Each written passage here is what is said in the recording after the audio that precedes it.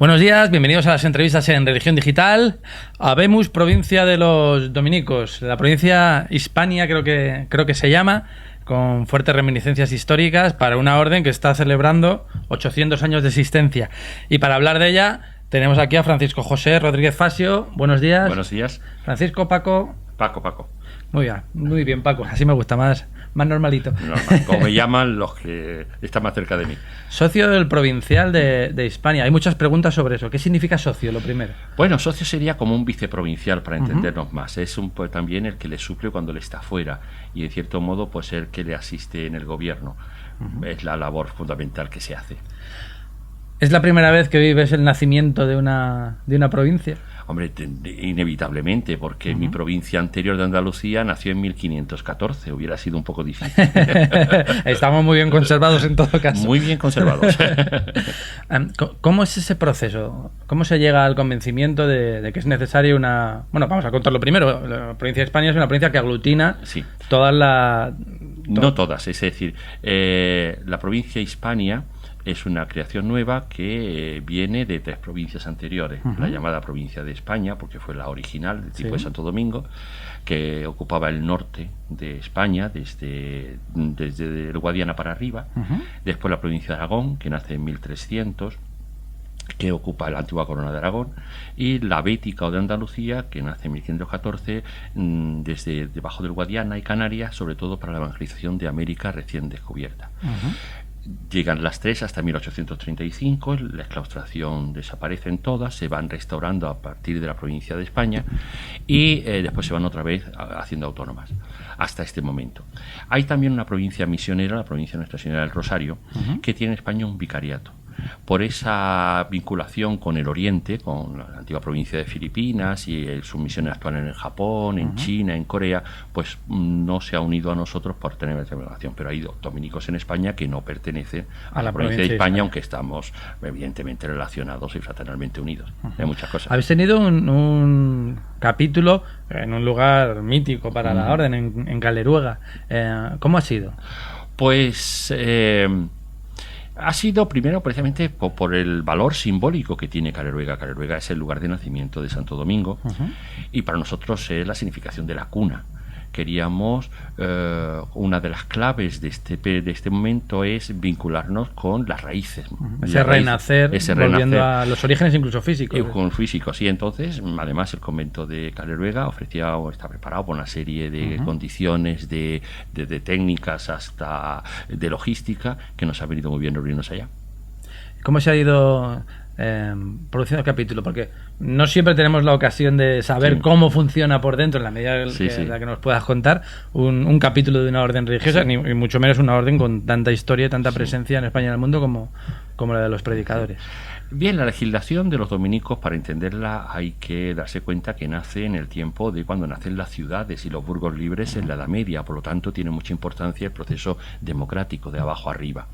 Nuestras provincias, aunque forman una sola orden, son prácticamente autónomas y entonces se basa en el principio de la colegialidad, de la subsidiariedad y después de la coordinación. Entonces, un capítulo nuestro es el máximo órgano legislativo dentro de la provincia. Normalmente es el que elige al superior provincial, al prior provincial, a su consejo y a los oficiales de provincia. Esta vez no ha sido así, porque cuando una provincia es nueva como esta, como no existe un capítulo previo, no puede elegir el maestro de la orden es el que elige al primer provincial, pero todos los demás cargos, todos los demás servicios, todo lo escoge el capítulo. En este caso ha sido Jesús Díaz Sariego. Exactamente. Un capítulo tiene 2 partes bien definidas. Uno, digamos, asambleario, vienen los representantes de las distintas casas, escogidos por las distintas casas, y ha habido unas comisiones previas, con documentación previa, trabajo previo, y entonces pues se discute en comisiones y en asamblea cuáles son las orientaciones, las ideas, los planteamientos, las líneas que tenemos que hacer. Esa asamblea escoge lo que se llaman los definidores, que es un grupo, en nuestro caso de 8 personas, que van a después determinar en una segunda parte del capítulo, llevar todas esas ideas, líneas a lo operativo. Definidores son los que tienen no pueden aceptar lo que la asamblea ha dicho que no. pero sí puede matizar, concretar, hacer legislativo, algo que la Asamblea ha dicho que sí. Y ahora estáis en esa fase. Hemos terminado esa fase.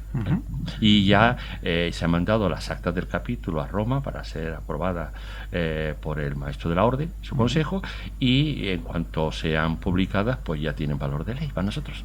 Aunque no puedas adelantarme demasiado, ¿cuáles son las claves de trabajo y de futuro de los dominicos en España hoy y en el futuro? Mira, yo creo, Jesús, que lo más importante para entender este proceso y lo que quiere significar y lo que está significando para nosotros, tenemos que vernos un poco en el contexto como lo hemos planteado.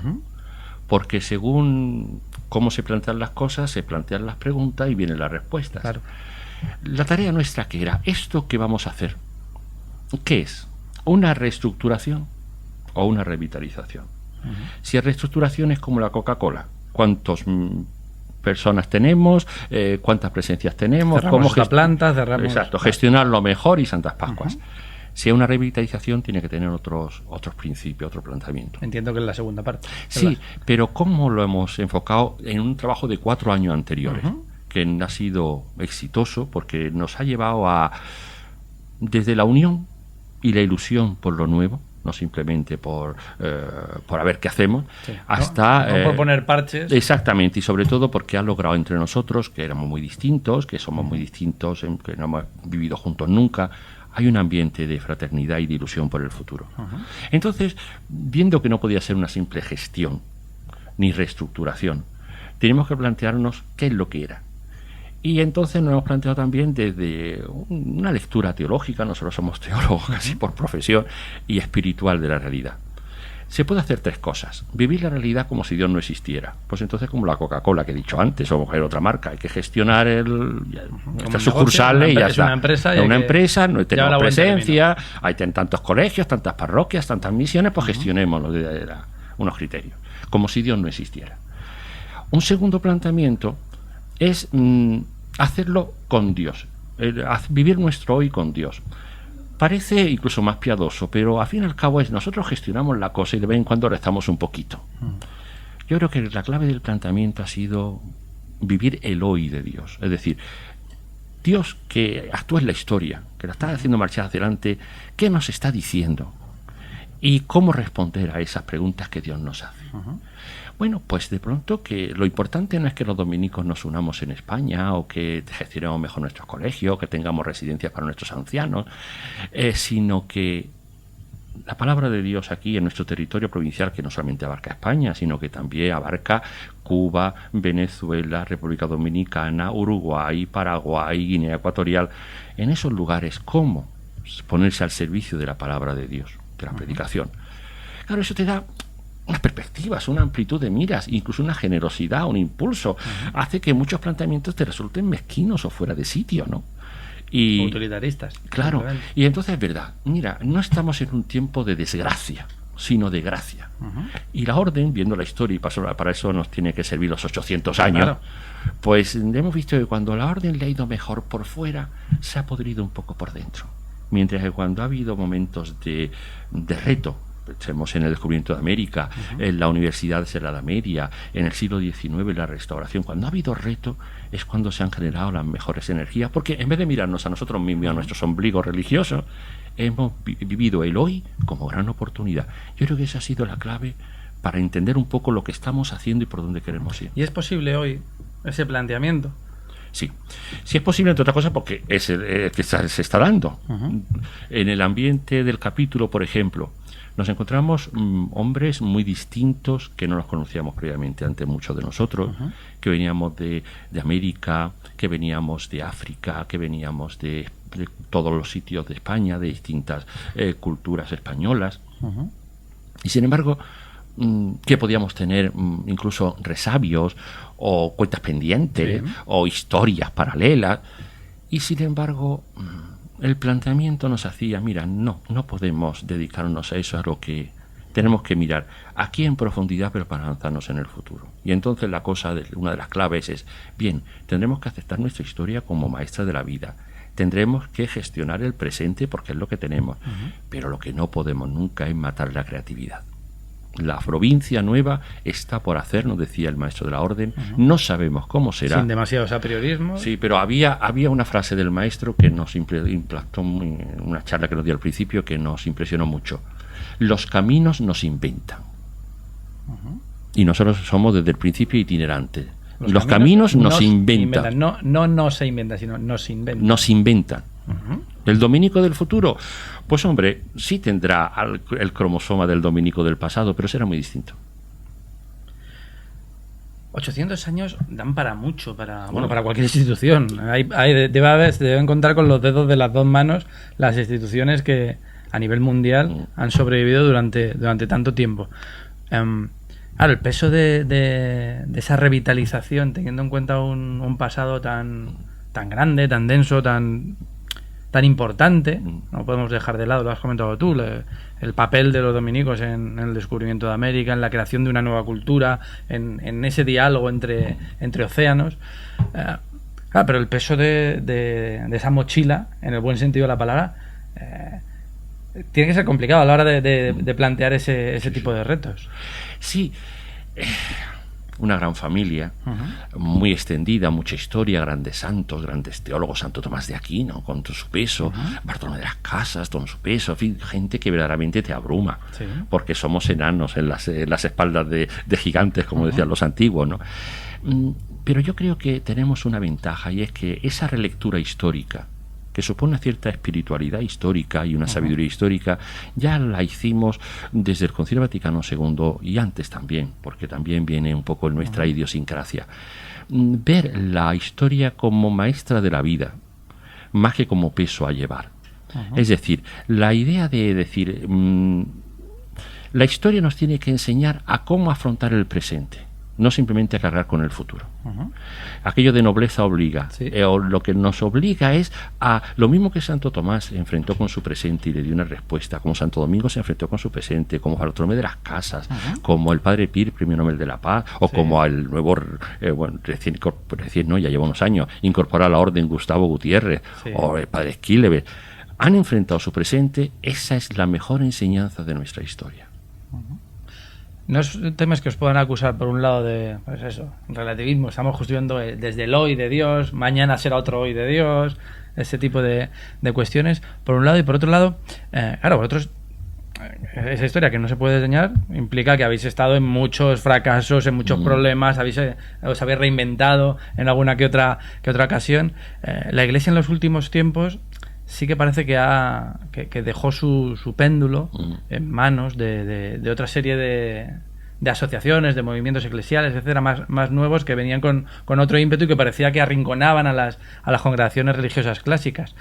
Sin embargo, parece que ahora con Francisco la cosa cambia, o al menos se centra. ¿Cómo estáis viviendo? Sí, yo creo que esa visión histórica es muy importante. Por ejemplo, cuando nosotros hay movimientos nuevos que vienen, bueno, lo que nos pasó a nosotros en el siglo XIII, nosotros éramos los nuevos entonces y parecíamos que veníamos y hubo muchos problemas y muchas luchas, porque parecíamos que veníamos ahora a corregir la página y a quitar del mapa las órdenes antiguas. No, era otra manera, y lo mismo pasará con los movimientos. Tenemos sitio todos y cada uno pues aporta algo. Gracias a Dios, la Iglesia, como la vida misma, es un ecosistema donde cada especie tiene que vivir con las otras para aportar lo suyo. El vivir 800 años te da un sentido histórico, vuelvo a decir. La historia no es simplemente presentismo, porque viene del pasado, se lanza hacia el futuro, haciendo lo posible en el presente. Por lo tanto, no es simplemente de llegar y topar, sino tiene esa perspectiva, pero sabe que se tiene que vivir en el presente. El presente es el que hace posible recordar el pasado y que la riqueza del pasado vivan hoy, y hace posible el futuro con lo que nosotros hacemos. Además, una historia que está dentro de lo que nosotros consideramos la historia de Dios, la historia de la salvación. Por lo tanto, que no nace con nosotros, va mucho más allá de nosotros y llegará mucho más de nosotros. Pueden ser que los dominicos desaparezcamos, no pasa nada. Lo importante no es que en el siglo XXIII haya dominicos, sino que en el siglo XXI haya dominicos, los que estamos. Eso es lo importante. Y después, el sentido de que como decía antes, el que haya movimientos nuevos no significa que si ninguna persona es superflua, ninguna agrupación que forme una persona, ningún carisma, que es un don del espíritu, es superfluo en la Iglesia. Y cada uno tiene que vivir su identidad en beneficio de todo. Que los carismas se conviertan en capillitas. Sí, eso es lo mismo. Lugares excluyentes donde un carisma ya es un don de Dios para el bien de los demás, ¿no? Es una gracia, decía antiguamente, perdón la cursilada, gratis data, es decir, no la merece el que la recibe, ni es para él, es para darlo. Entonces, o los dominicos nos dedicamos a predicar la palabra de Dios, o realmente no servimos para nada por mucha historia que tengamos. Y la historia nos sirve, pues eso, no solamente para enorgullecernos de nuestros éxitos, que al fin y al cabo tampoco son nuestros en el sentido de decir, bueno, un santo, ¿hasta qué punto es de la orden que sí, que le ha dado un medio, le ha dado un ambiente, unas posibilidades, pero ese ha sido el don de Dios y su responsabilidad personal, ¿no? Eso no es transmisible, sino además la cuestión de los errores, de los errores. Los dominicos hemos tenido también grandes pecados, que quizás no sean los que más gordos aparecen, por ejemplo la Inquisición, porque muchas veces no son pecados en el sentido de que como diría yo, la mentalidad del tiempo no permitía otra cosa, estaban encerrados y ha tenido que venir una perspectiva posterior para darnos cuenta de la bestialidad que suponía aquello. Pero junto a eso ha habido grandes pecados de no haber sido fieles y los tenemos todavía. Y gracias a Dios, porque Cristo vino a salvar a los pecadores, no lo defraudemos, sino que, sino que en el sentido de que no estamos iniciando la vida, no estamos descubriendo el Mediterráneo, sino que la experiencia de los demás puede servirnos para nuestra propia experiencia.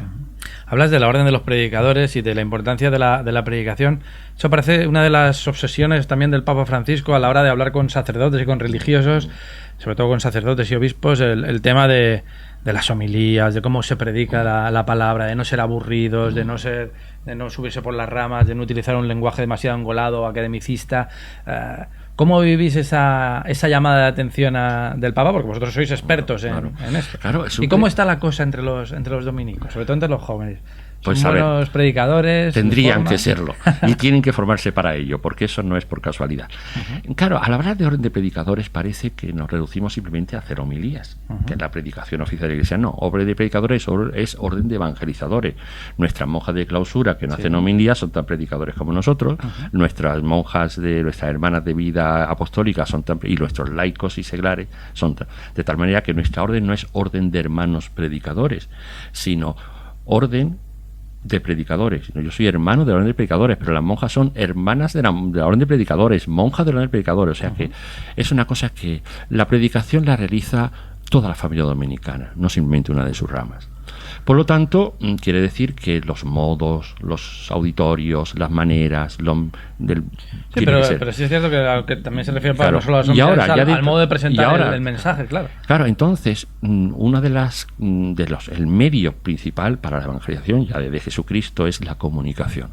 Nosotros tenemos que tener mucho cuidado de la comunicación, de qué comunicamos, cómo lo comunicamos, con qué medios nos comunicamos, y el gran reto también, que ha sido una de las prioridades del capítulo, ha sido, bueno, aquí aparecen nuevos medios, el mundo del Internet, el mundo de los medios virtuales, que no solamente son técnicas para transmitir, suponen lenguajes, suponen modo de pensar, suponen la propia sociedad, modo de ser, en la sociedad, y de relacionarse, de tener el tiempo, el espacio, la profundidad, lo noticiable, lo noticioso, lo interesante, todo eso es un inmenso reto.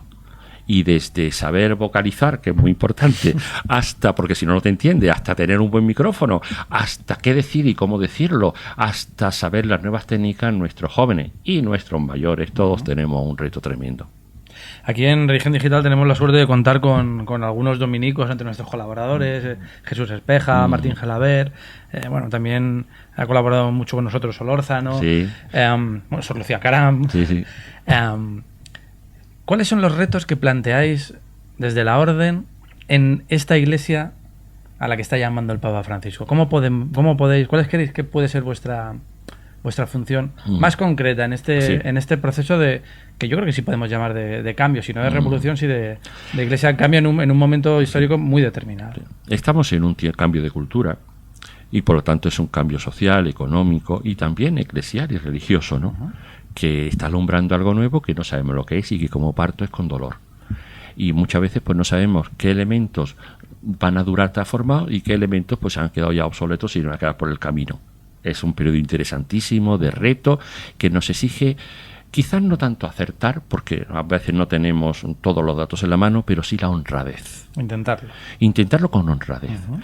Para nosotros los dominicos eso supone, nos decía también el maestro y hemos visto en el capítulo, que nuestra función en la Iglesia no puede ser simplemente pues gestionar una serie de parroquias, gestionar una serie de colegios, gestionar una serie de presencias, sino sobre todo ocupar en la Iglesia ese papel que siempre lo hemos tenido de ir pensando que hay más allá de la frontera, más allá de los problemas, más allá de las soluciones, cómo sacar de toda la virtualidad al símbolo de la fe, saber que nuestros dogmas no son un punto de llegada, sino un punto de partida, saber que Dios es más grande que las palabras históricas, las congregaciones históricas, que nuestra religión es religión de futuro, del reino de Dios, y entonces ser un poco Pepito Grillos.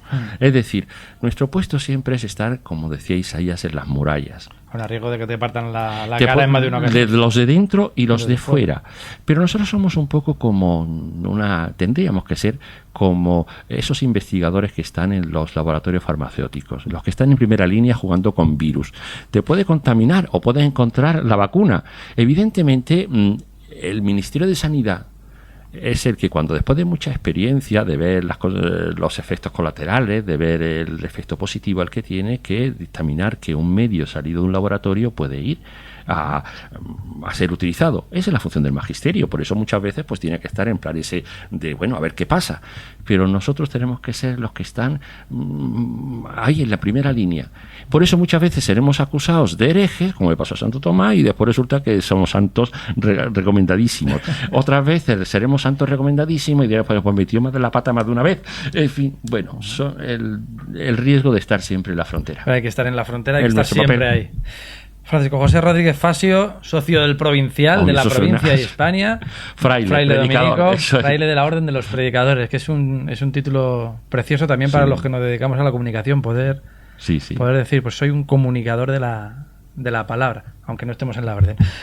Muchas gracias por tu presencia en Religión Digital, por contarnos esos detalles del capítulo y ese camino hacia el futuro, que yo creo que tiene mucha razón el maestro cuando habla de que los caminos nos inventan a los dominicos y a la Iglesia y a la propia sociedad que camina en este mundo. Sí, porque incluso lo que puede parecer, permíteme que te lo diga, que termine así, de lo mismo que hay cosas que pueden parecernos limitantes, pues pueden ser también oportunidades. Por ejemplo, la edad anciana.